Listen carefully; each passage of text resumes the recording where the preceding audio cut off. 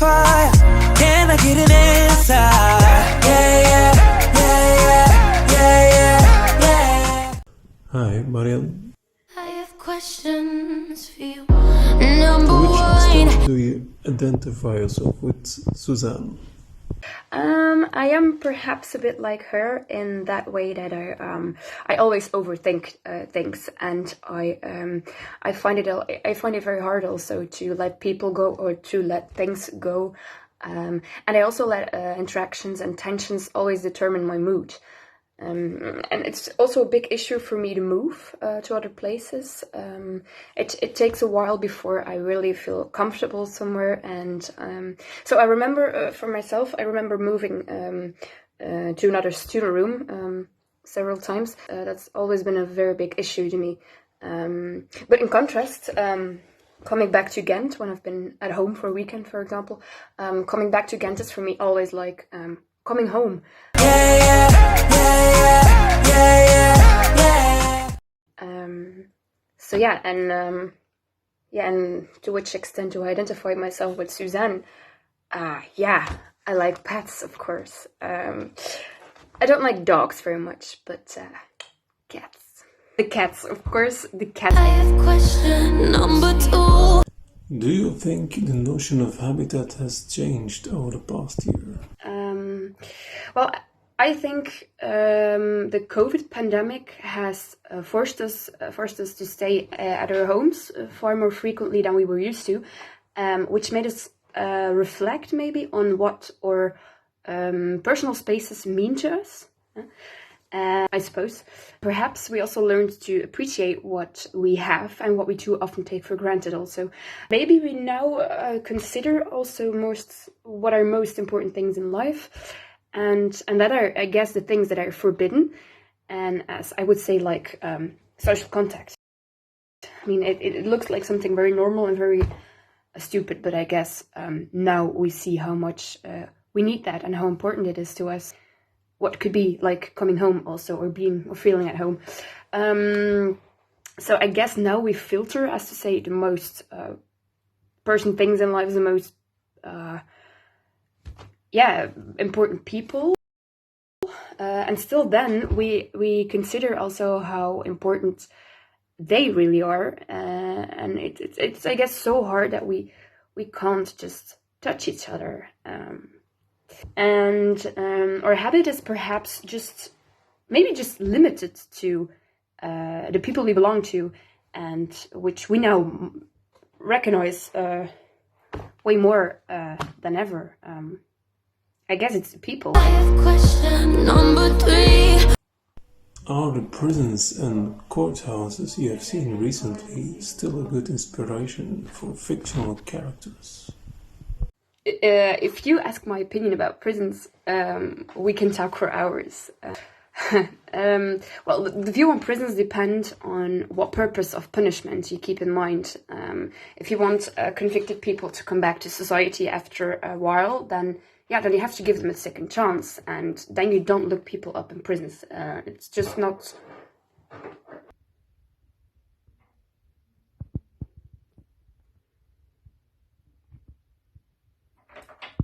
Hey, you just don't do that. That's not how it works if you want them to get out better. But people can, of course, be locked up in very different ways. Look at the isolation because of the COVID measures. And indeed, those times are one big social experiment, and it gives also a lot of inspiration. So we're living in uncertain and sad, but also very interesting times. And yeah, there's a lot of debate on these things, and also how to manage the COVID pandemic in prisons, for example, which is very inhuman for prisoners. What it was already before, but it's even worse now because of the pandemic. Apart from that, the debate is always a good source for fictional characters, of course. And you know, we're all prisoners in some way. What means that we're looked up. We all are looked up, and in these times now, but also in our bodies, in our minds, in our emotions. And I don't remember what it was, but I remember one thing in the new magazine. Yeah, I don't have it with me now. There were pictures of people, and it was about staring, about being caught up in bodies. Yeah, whatever. I must check it. Wait. Yeah, I found it. It was Igor Moritz, if I pronounce it well. Well, it was about pictures and the people staring, and I don't know, it made me think about that. What do you wish for your writings? Sorry. Is it enough to know that someone will smile while reading? Oh, I don't know exactly why I write, but I have discovered two sad things. Well, first of all, the COVID pandemic makes me feel bored, and it's a bit contradictional because we all have a lot of extra time and space also, and to reflect on things and to find some inspiration. But on the other hand, I think the more time we have, the less we do. At least that's for me the case. I'm most creative and motivated when I'm under pressure, when I'm not allowed to do what I want to, when I don't sleep enough, when I'm overstimulated, and when I have some spare time, I just don't do anything. And the less I do, then the lazier I become. So for me, COVID was not so productive.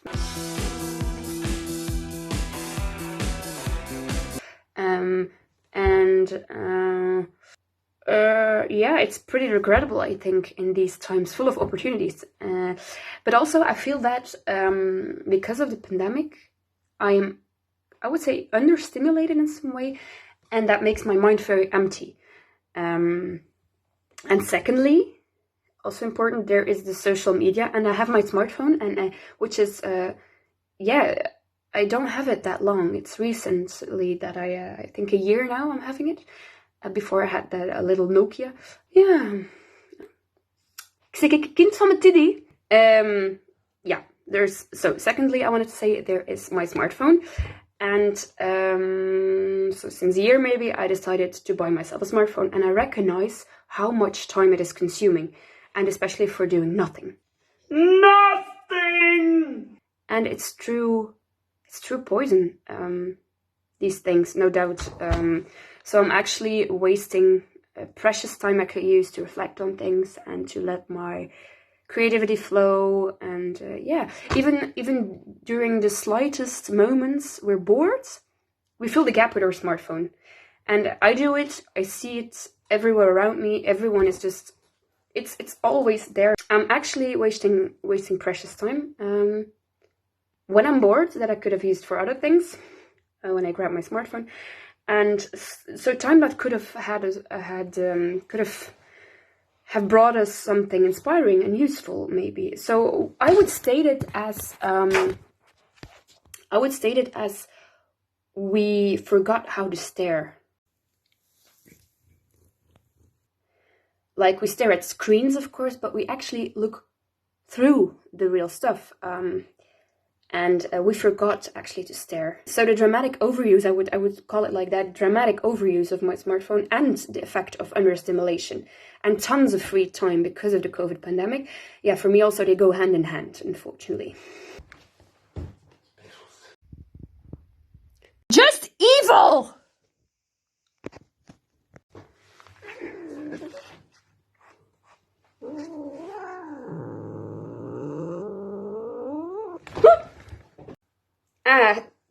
Die kat stinkt. Oh. But so to come back to the question, what do I wish for my writings? Yes, of course, I love it when people smile while reading.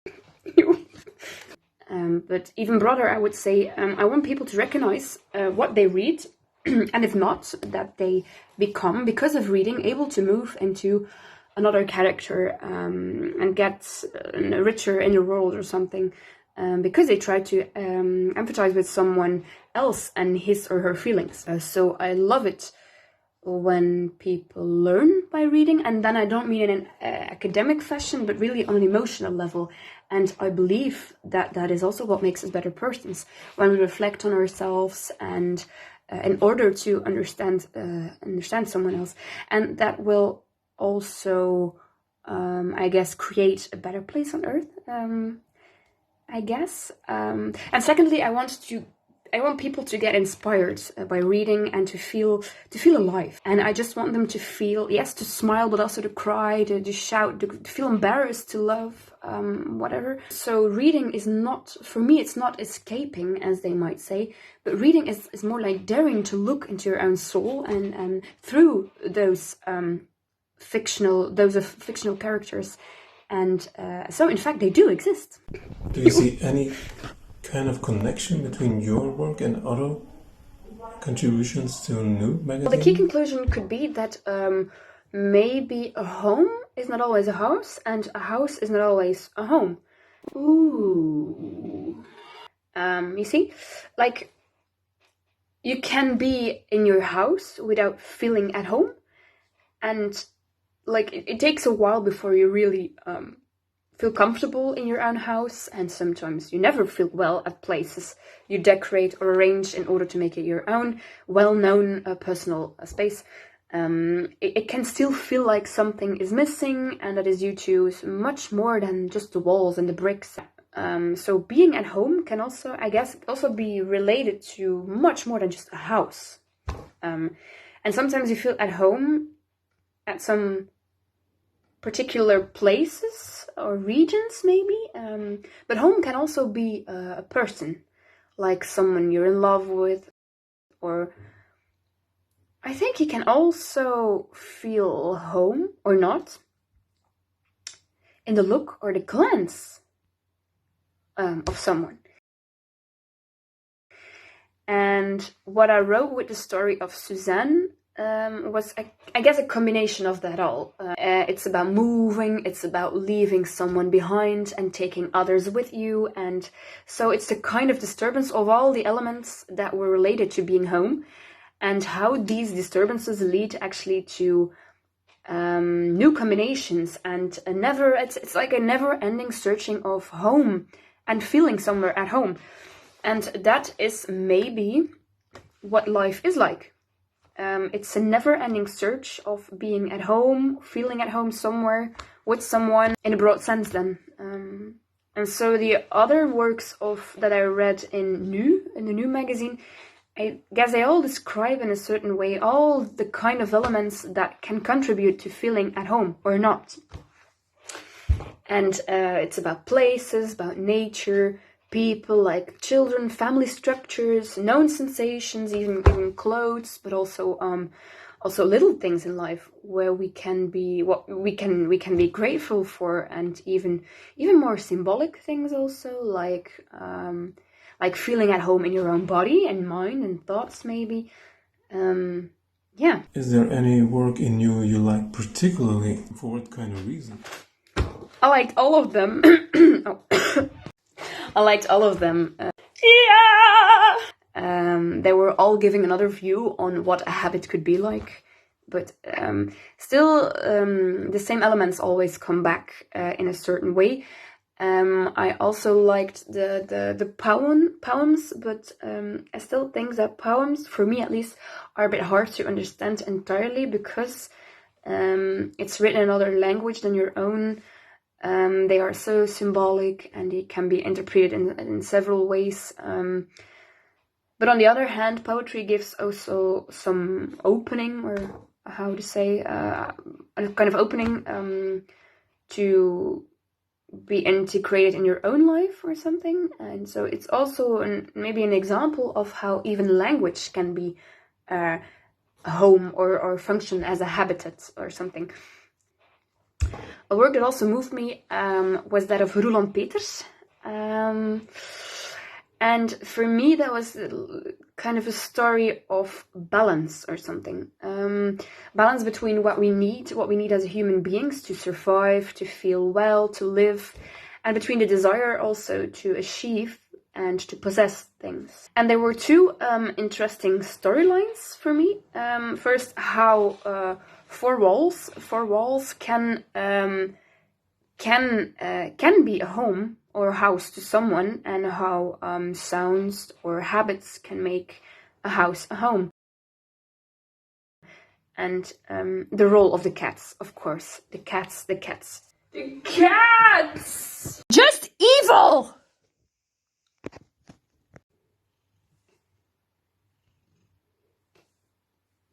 Alles oké?